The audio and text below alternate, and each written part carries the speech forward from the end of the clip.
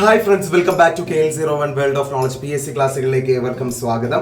Economics എന്ന subject ആണ് നമ്മൾ പഠിച്ചുകൊണ്ടിരിക്കുന്നത്. കഴിഞ്ഞ ദിവസം പഠിച്ചതിന്റെ ബാക്കി ഭാഗങ്ങളിലേക്ക് നമ്മൾ പോവുകയാണ്. നമുക്ക് നമ്മുടെ ക്ലാസ്സുകളിലേക്ക് പോയാലോ? പോകാം നമ്മുടെ ക്ലാസ്സിലേക്ക്. ഒരു ഉൽപ്പന്നത്തിന്റെ ഉൽപാദനത്തിന് സഹായിക്കുന്ന വിവിധ ഘടകങ്ങൾ അറിയപ്പെടുന്നതാണ് ഉൽപാദന ഘടകങ്ങൾ. ഒരു ഉൽപ്പന്നത്തിന്റെ ഉൽപാദനത്തിന് സഹായിക്കുന്ന വിവിധ ഘടകങ്ങൾ അറിയപ്പെടുന്നത് ഉൽപാദന ഘടകങ്ങൾ. ഉൽപാദനത്തിന് സഹായിക്കുന്ന ഘടകങ്ങളെ നാലായി തിരിക്കാം. ഉൽപാദനത്തിന് സഹായിക്കുന്ന ഘടകങ്ങളെ, അതിന്റെ ഫാക്ടേഴ്സിനെ നാലായിട്ട് തിരിക്കാം. ഒന്ന് ഭൂമി എന്ന് പറഞ്ഞാൽ ലാൻഡ്. ദെൻ തൊഴിൽ, ലേബർ.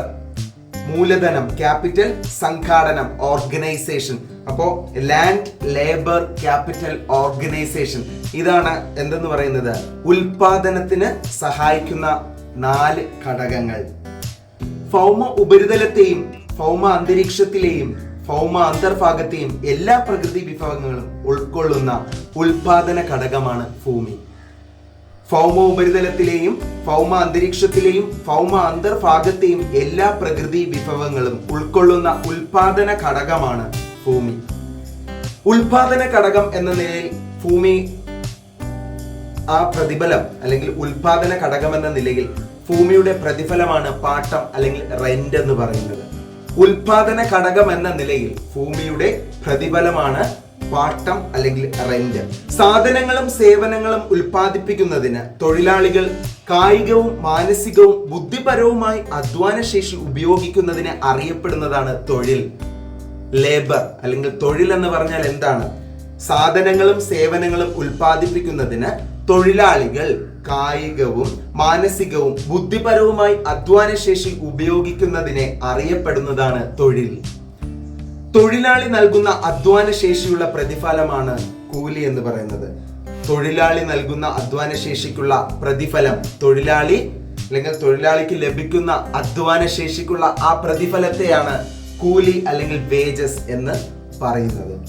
ഉൽപാദനത്തിന് ഉപയോഗിക്കുന്നതും കാണാനും സ്പർശിക്കാനും കഴിയുന്നതുമായ മനുഷ്യനിർമ്മിത വസ്തുക്കളാണ് മൂലധനം എന്ന് അറിയപ്പെടുന്നത്. അപ്പോൾ ഉൽപാദനത്തിന് ഉപയോഗിക്കുന്നതും കാണാനും സ്പർശിക്കാനും കഴിയുന്ന മനുഷ്യ നിർമ്മിത വസ്തുക്കൾ അറിയപ്പെടുന്നത് മൂലധനം. ഉൽപാദന പ്രവർത്തനങ്ങളിൽ ഉപയോഗിക്കാൻ കഴിയുന്ന യന്ത്രങ്ങൾ, വാഹനങ്ങൾ, കമ്പ്യൂട്ടറുകൾ തുടങ്ങിയവ മൂലധനത്തിൽ ഉൾപ്പെടുന്നു. മൂലധനത്തിലുള്ള പ്രതിഫലമാണ് പലിശ അല്ലെങ്കിൽ ഇൻട്രസ്റ്റ് എന്ന് പറയുന്നത്. ക്യാപിറ്റലിന്റെ പ്രതിഫലമാണ് നമുക്ക് കിട്ടുന്ന പലിശ അല്ലെങ്കിൽ ഇൻട്രസ്റ്റ്. ഉൽപാദന ഘടകങ്ങളായ ഭൂമി, തൊഴിൽ, മൂലധനം എന്നിവയുടെ കൂട്ടിയോജിപ്പിക്കൽ അറിയപ്പെടുന്നത് സംഘാടനം. അപ്പോൾ എന്താണ്? ഉൽപാദന ഘടകങ്ങളായ ഭൂമി, തൊഴിൽ, മൂലധനം എന്നിവയുടെ കൂട്ടിയോജിപ്പിക്കൽ അറിയപ്പെടുന്നത് സംഘാടനം എന്നാണ്. സംഘാടനം നടത്തുന്ന വ്യക്തി അറിയപ്പെടുന്നത് സംഘാടകൻ അല്ലെങ്കിൽ സംരംഭകൻ എന്നാണ്. സംഘാടനത്തിനുള്ള പ്രതിഫലമാണ് ലാഭം അല്ലെങ്കിൽ പ്രോഫിറ്റ് എന്ന് പറയുന്നു.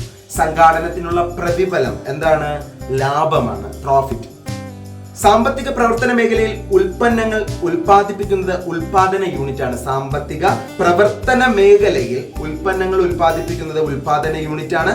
ഉൽപ്പാദിപ്പിക്കുന്ന ഉൽപ്പന്നങ്ങൾ ഉപയോഗിക്കുന്നത് ഗാർഹിക യൂണിറ്റ് ആണ്. ഉൽപാദന യൂണിറ്റുകൾക്ക് ഉൽപാദന ഘടകങ്ങളായ ഭൂമി, തൊഴിൽ, മൂലധനം, സംഘാടനം എന്നിവ പ്രദാനം ചെയ്യുന്നത് ഗാർഹിക യൂണിറ്റ് ആണ്. ഉൽപാദന ഘടകങ്ങൾക്കുള്ള പ്രതിഫലമായി പാട്ടം, കൂലി, പലിശ, ലാഭം എന്നിവ ഉൽപാദന യൂണിറ്റുകൾക്ക് നൽകുന്നത് ഗാർഹിക യൂണിറ്റ് ആണ്. ഗാർഹിക യൂണിറ്റുകൾക്ക് ആവശ്യമായ സാധനങ്ങളും സേവനങ്ങളും നൽകുന്നത് ഉൽപാദന യൂണിറ്റ് ആണ്. അപ്പൊ ഈ പറഞ്ഞ ഗാർഹിക യൂണിറ്റുകൾക്ക് ആവശ്യമായിട്ടുള്ള സാധനങ്ങളും സേവനങ്ങളും നൽകുന്നത് ഉൽപാദന യൂണിറ്റ് ആണ്. ഉൽപാദന യൂണിറ്റുകൾക്ക് പ്രതിഫലമായി ഗാർഹിക യൂണിറ്റ് നൽകുന്നതാണ് വില അല്ലെങ്കിൽ പ്രൈസ്, പണമായിട്ട് നൽകുന്നു. അപ്പോൾ തൽക്കാലം ഇന്ന് ഇത്രയും കാര്യങ്ങൾ മാത്രം നോക്കിക്കൊണ്ട് നമ്മുടെ ക്ലാസ്സുകൾ അവസാനിപ്പിക്കുകയാണ്. ഇതിന്റെ ബാക്കി ഭാഗവുമായിട്ട് നാളെ വീണ്ടും കാണും വരേക്കും. Signing off KL01 world of knowledge. By.